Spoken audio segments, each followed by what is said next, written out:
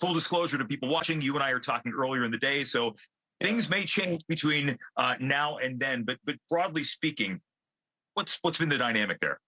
Yeah, well, as we speak right now, the House of Representatives Wednesday afternoon, they are holding the House floor open right now for over 2 hours for a number of reasons. One, the main one is that House Speaker Mike Johnson at this point does not have the votes to pass this bill.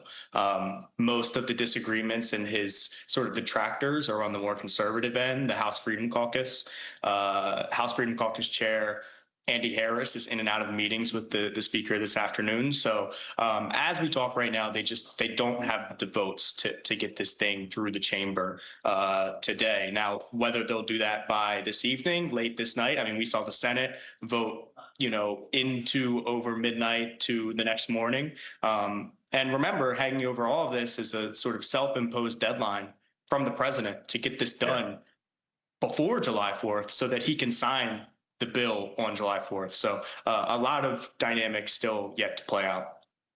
Okay, so what have been the big differences? Because the House passed it, then it went to the Senate, and the Senate made so many changes to it, it had to go back to the House. But what has changed dramatically, and more or less what has stayed the same here? I think the two biggest changes from the House version that was passed to the product that just left the Senate was the package became more conservative on cuts to Medicaid, Medicare, and SNAP. The cuts were more aggressive, deeper, more all-encompassing. And they became more moderate in terms of the phase out of a lot of green energy programs from the Inflation Reduction Act, which is obviously a relic of the Biden administration, to appease folks like Lisa Murkowski, Susan Collins, Tom Tillis, some of the moderates, and even some of the conservatives in the Senate. So this bill that has been shipped back to the House, especially with the tax credits and some of the phase outs for the energy programs, that's what House conservatives don't like. Obviously, the problem right now, Jim, is that they really can't change this bill. They don't have the time to change the bill. They can't pass amendments to this bill and then give it back to the Senate, and then the Senate comes back. It's just not theoretical if they want to meet that deadline of July 4th. So that's sort of the rock and the hard place they're stuck between. So the big story out of the weekend was Tom Tillis of North Carolina, the senator who said he was voting no. A couple mean social media posts later, he said, "I'm not running for re-election." In the House, is there a Tom Tillis of the House that is a hard and firm no that will not be swayed? I'm not sure.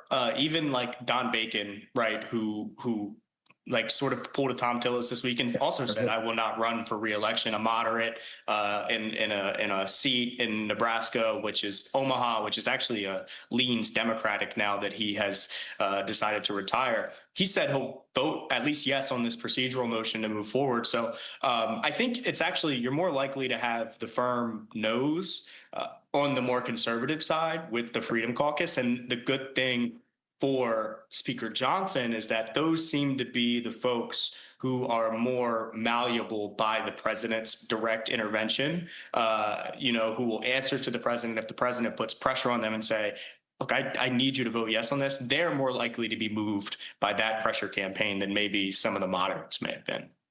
You've been covering goings on at Capitol Hill for a couple of years now, and this is a unique time because in the House, you actually have a slimmer margin than you do in the Senate. It usually is the other way around. Has that changed things much, or is it more or less getting everybody in line party-wise and calling it a day? I mean, I think it makes Mike Johnson's job super difficult, but it's also he's confronted this a number of times already, especially with spending bills. This isn't like the first time that he's tried to sort of corral his conference. And I think, again, the ace in the hole that he has is the president. To bring him into these discussions and put the pressure, particularly on conservatives, to get this done. So if we zoom out, And if they are able to get this bill through the House by the end of this week, I think you would have to say that it would be a huge accomplishment, not only for Mike Johnson, but also Senate Majority Leader John Thune, because they both navigated slim margins with a lot of folks with a lot of opinions about this bill and still were able to get it done. Well, and I'm sure President Trump would like nothing more than to have a big bill signing ceremony on the 4th of July at the White House for this. We're going to see where it goes. Stephen Neukam from Axios, thanks again, man. Good to see you again. Thanks, Ben. And we're back after this on the Final Five.